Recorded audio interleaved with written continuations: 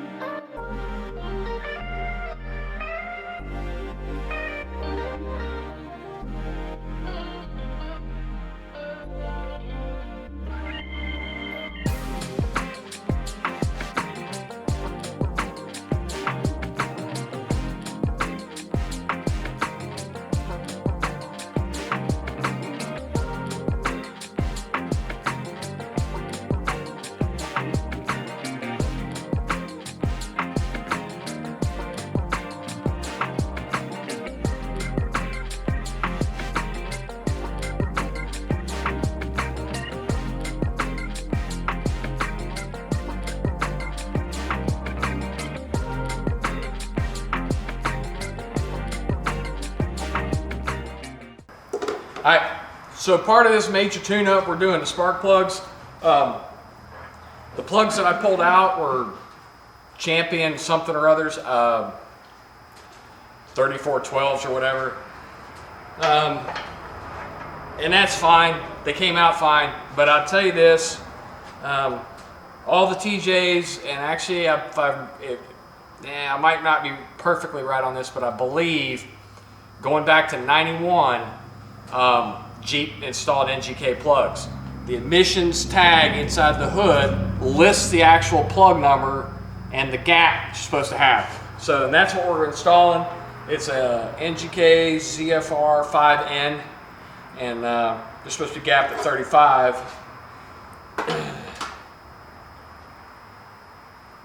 And I got to gap one of them.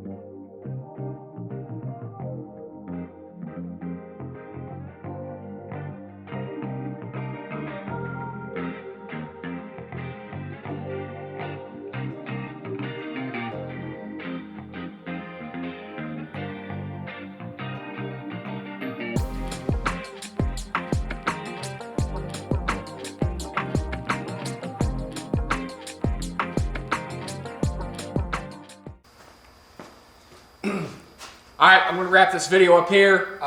It's not that hard to do the valve cover. Follow instruction manuals, torque to spec, put everything back together. My battery's about to die, so if you like this content, go ahead and like, hit subscribe, hit that bell icon for future notifications, and as always, there's more to follow.